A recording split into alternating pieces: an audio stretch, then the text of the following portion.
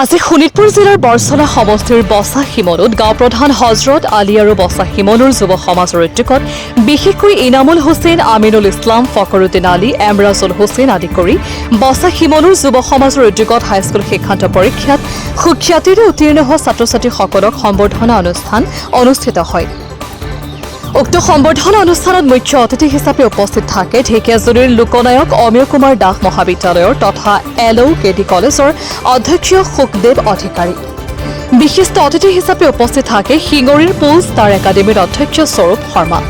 লগতে উপস্থিত থাকে বিশিষ্ট সমাজ সেৱক তথা ভূতপাৰাৰ নিবাসী আলালুদ্দিন, এডভোকেট মতিবুৰ ৰহমান, বছা শিমলুৰ সমাজসেৱক আলহাজ আব্দুল জব্বৰ দেৱানী, ২ নং বছা শিমলুৰ টিনা বস্তি স্কুলৰ প্ৰধান শিক্ষক মকবুল হুছেইন, লগতে উপস্থিত থাকে গুপ্তেশ্বৰ পঞ্চায়তৰ কাউন্সিলৰ জাকিৰ হুছেইন আৰু উপসভাপতি ইমামুল হুছেইন।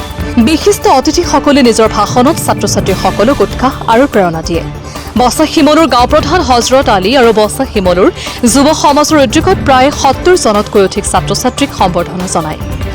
ছাত্ৰ ছাত্ৰীসকলক এখনি ফুলাম গামোচা, এখনি মানপত্ৰ আৰু এখন তামৰ মেটেলেৰে সম্বৰ্ধনা জনায়। ছাত্ৰ ছাত্ৰীসকলেও সম্বৰ্ধনা লাভ কৰি যথেষ্ট আনন্দিত হোৱা দেখা যায়। বছা শিমলুৰ পৰা আমিৰুল হকৰ প্ৰতিবেদন, DN24 লাইভ 365 এনি। আমি আশা কৰিছোঁ যে ভৱিষ্যতত দিনে দিনে আমি ইয়াৰ পৰা আৰু উন্নত কৰিবলৈ চেষ্টা কৰিম। চবকে আমি ধন্যবাদ জ্ঞাপন কৰিছোঁ, ইমান গৰমৰ মাজত কষ্ট কৰি মূল্যৱান সময় নষ্ট কৰি আমাৰ নিমন্ত্ৰণ ৰক্ষা কৰি ইয়াত অহাৰ বাবে আমি চবকে ধন্যবাদ জ্ঞাপন কৰিছোঁ। প্ৰথমতে আপোনালোকক ধন্যবাদ যে আপোনালোকে আহি ইমান ভিতৰুৱা অঞ্চল এটাত আহি এই অঞ্চলকে নকম, আচলতে ঢেকিয়াজুলিৰো আছে, শিঙৰী আছে, বৰছলা আছে, বৃহত্তৰ অঞ্চলৰ যিসকলে মানে অলপতে হৈ যোৱা বা ৰিজাল্ট ঘোষণা কৰা মানে হাইস্কুল শিক্ষান্ত পৰীক্ষাত যিসকলে সুখ্যাতিৰে উত্তীৰ্ণ হ'ল তেওঁলোকক সম্বৰ্ধনা জনাবলৈ আপোনালোকে আহিল। আৰু কিছুসংখ্যক ইয়াৰে স্থানীয় যদিও বেলেগত পঢ়ি আছিল তেওঁলোককো আপোনালোকে সম্বৰ্ধনা জনালে। এই অনুষ্ঠানটোৰ দ্বাৰা এটা কথা হ'ব কি, আৰু অভিভাৱকসকল এটা সচেতনতা বাঢ়িব তেওঁলোকৰ শিক্ষাৰ ক্ষেত্ৰত।